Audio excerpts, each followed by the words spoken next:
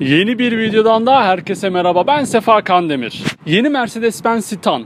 Orta boy panel van sınıfının en popüler oyuncularından Caddy'ye hem tasarım hem de konfor ve güvenlik anlamında en büyük rakip sonunda geldi. Ailenizle birlikte rahatça seyahat ederken geniş bagaj hacmiyle tüm işlerinizi yapabileceğiniz Citan tamamen yenilendi.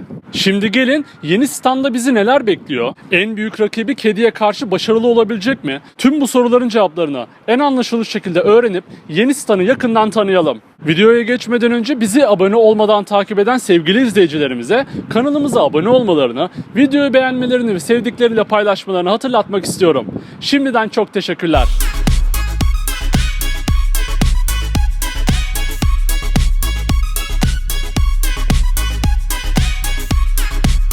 Mercedes-Benz Citan ilk kez 2012 yılında piyasaya çıktı. Mercedes-Benz, Renault ortaklığının bir ürünü olan Citan, Mercedes'in MPV segmenti otomobili Vino'nun yerini aldı. Yani Mercedes-Benz MPV sınıfında çok da yeni değil.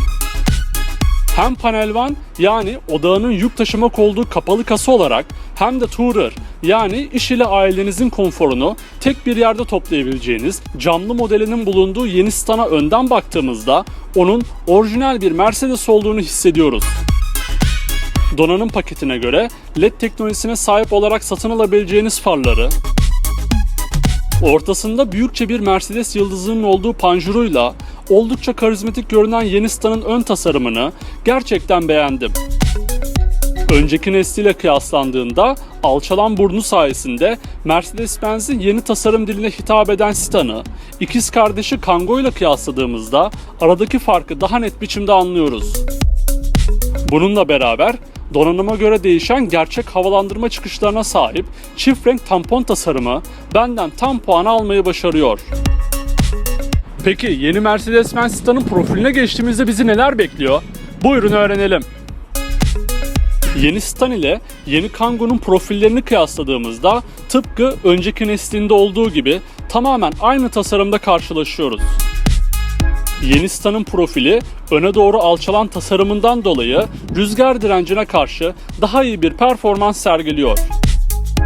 Bununla birlikte Kangoo'dakinin aksine üzerinde hiçbir plastik eklentisinin olmadığı daha pürüzsüz profil tasarımı yeni Citan'ın sadeliğini ön plana çıkarıyor. Ayrıca jant tasarımlarında 15 ve 16 inç boyutlarında oldukça şık seçeneklerin sunuluyor oluşu yine benden tam puan almayı başarıyor. Eğer ona sahip değilseniz trafikte ilerlerken en çok göreceğimiz arka tarafında durum ne? Hadi bakalım. Yeni Mercedes-Benz Citan'ın arka tasarımını yeni Kangoo ile kıyasladığımızda aradaki tek farkı marka logoları ve stop tasarımı oluşturuyor. Yine kasa tipine göre yana açılan çift kapı ya da yukarı açılan tek kapıyla satın alabileceğiniz yeni Mercedes-Benz Citan'ın arka tasarımı oldukça şık duruyor. Yeni Citan'ı yeni Kangoo'dan ayıran en önemli detaylardan bir diğeri ise stop tasarımı oldu. Vito'ya oldukça benzeyen stop tasarımında ön taraftakinin aksine LED yerine halojen ampuller kullanıldı. Yeni Mercedes-Benz Citan boyutlarıyla rakiplerine karşı farkını ortaya koyuyor. Yeni Citan 4498 mm ile yeni Kangoo'dan 12 mm daha uzun, yeni Caddy'den 2 mm daha kısa, 1159 mm ile yeni Kangoo'dan 60 mm daha dar, yeni Caddy'den 4 mm daha geniş, 1811 mm ile yeni Kangoo'dan 27 mm daha alçak, yeni Caddy'den ise 13 mm daha yüksek boyutlar sunuyor. Yeni Citan panel van ise 1832 mm ile Tourer modelinden 21 mm daha yüksek. Aks mesafesinde ise 2716 mm ile yeni Caddy'den 39 mm daha kısa boyuta sahip. Buna ek olarak ilerleyen dönemde daha uzun aks mesafesine sahip Citan Mixto modeli de kullanıcılarla buluşacak. Yeni Mercedes-Benz Citan'ın gördüğümde oldukça beğendiğim iç mekanında durum ne? Gelin hep birlikte keşfedelim. Yeni Citan'ın iç mekanına geçerken ilk dikkatimizi çeken detay 90 derece açılan kapılar oldu. İnip binmeyi oldukça kolaylaştıran bu hamle benden ilk artı puanını aldı. İçeriye geçtiğimizde ise yeni Kangoo ile oldukça farklı bir tasarım dilinin kullanılması dikkatlerden kaçmadı. Önceki nesliyle kıyaslandığında arada ciddi bir tasarım ve fonksiyon farkının bulunduğu yeni Sta'nın yenilenen direksiyon simidi oldukça şık duruyor. Üzerinde dokunmatik barların bulunduğu ve otomobile ait tüm ayarları yönetebildiğiniz bu direksiyon simidini ben oldukça beğendim. Citan Panel One'da ise üzerinde hiçbir tuşun bulunmadığı sade bir direksiyon simidi geliyor.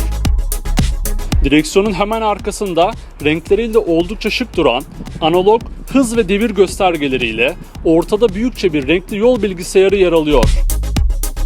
Ticari bir araç olmasından dolayı genelinde hafif orta sert plastik kullanılan yeni Sta'nın orta konsolunda ortaya doğru geldiğimizde Mercedes'in yeni nesil havalandırma ızgaralarıyla dokunmatik multimedya ekranı bizi karşıladı. Rakipleriyle kıyaslandığında kalın çerçevesi nedeniyle daha iyisi olabilirdi dediğim bu 7 inç büyüklüğündeki dokunmatik ekran üzerinden kablosuz olarak Apple CarPlay ve Android Auto bağlantı özelliklerini kullanabiliyorsunuz. Alt donanımlarda ise bir radyo ve eşya koyabileceğiniz bir alan geliyor. Aşağıya doğru indiğimizde oldukça şık ve fonksiyonel klima kontrol ünitesini görüyoruz. Ticarilerin olmazsa olmazı yükseğe konumlandırılan vites topuzu ise tüm ihtişamıyla kendine yer bulmuş. Orta konsola indiğimizde ise binek bir otomobilde dahi bulmakta zorlanacağınız birçok opsiyona erişebiliyorsunuz.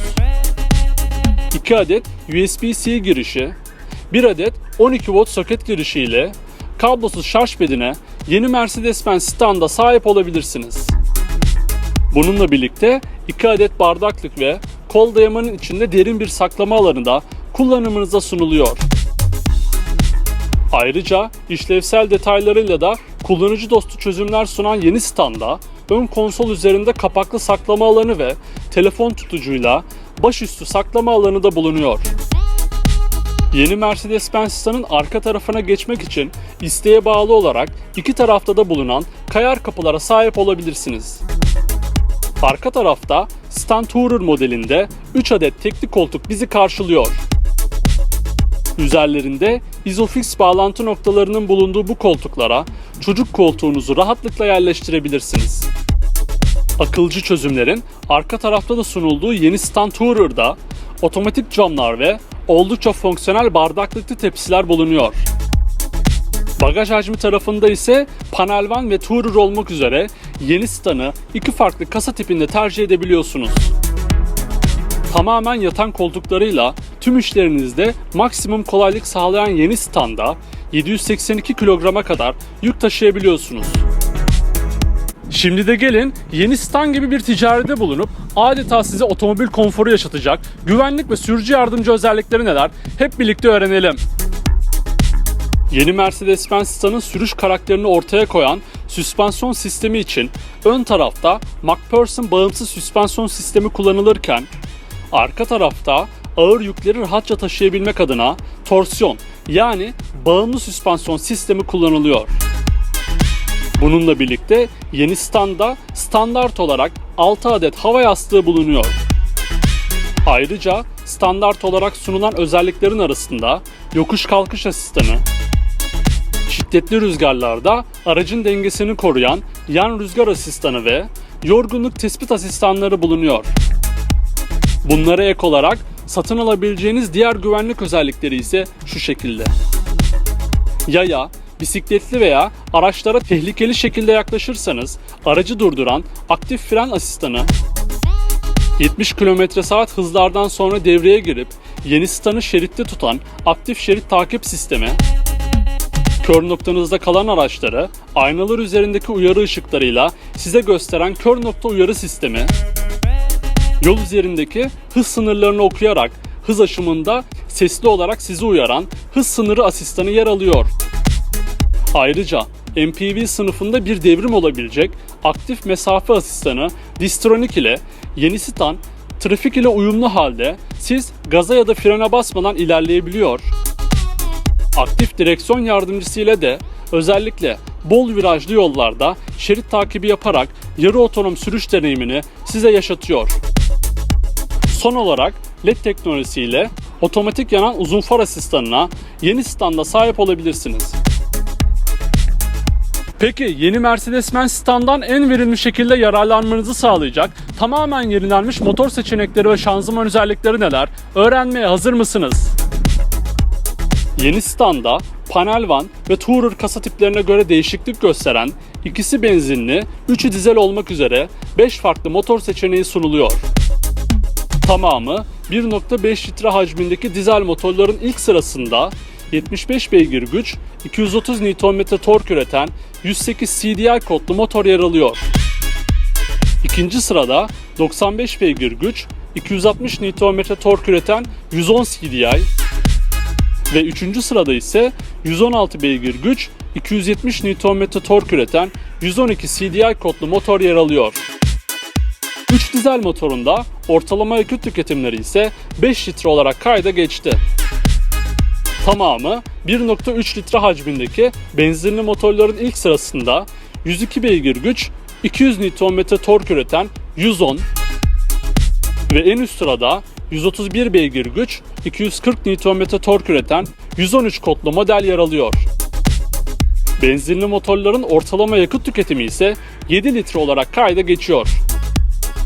Şanzıman tarafında ise 6 ileri manuel ve 7 ileri çift kavrama DCT şanzımana sahip olabilirsiniz. Yeni Mercedes-Benz Citan panel van şu an Avrupa'da 20.000 euroya satışa sunulurken Citan Tourer 23.000 eurodan başlayan fiyatlarla alıcı bulmaya hazırlanıyor. Yeni Mercedes-Benz Citan'ın tamamen yenilenen ve değişen özellikleri bu şekildeydi. Ben yeni Citan'ı oldukça beğendim. Özellikle orta boy MPV sınıfında da kesinlikle tercih ederim. Peki siz yeni Citan hakkında ne düşünüyorsunuz? Aklınıza takılan her şeyi ve yeni Mercedes-Benz Citan hakkındaki düşüncelerinizi yorumlar kısmında bizimle paylaşabilirsiniz. Ayrıca sonraki videolardan anında haberdar olabilmek için kanalımıza abone olmayı, videoyu beğenmeyi ve sevdiklerinizle paylaşmayı unutmayın. Bir sonraki videoda görüşmek üzere. Kendinize iyi bakın. Sağlıcakla kalın.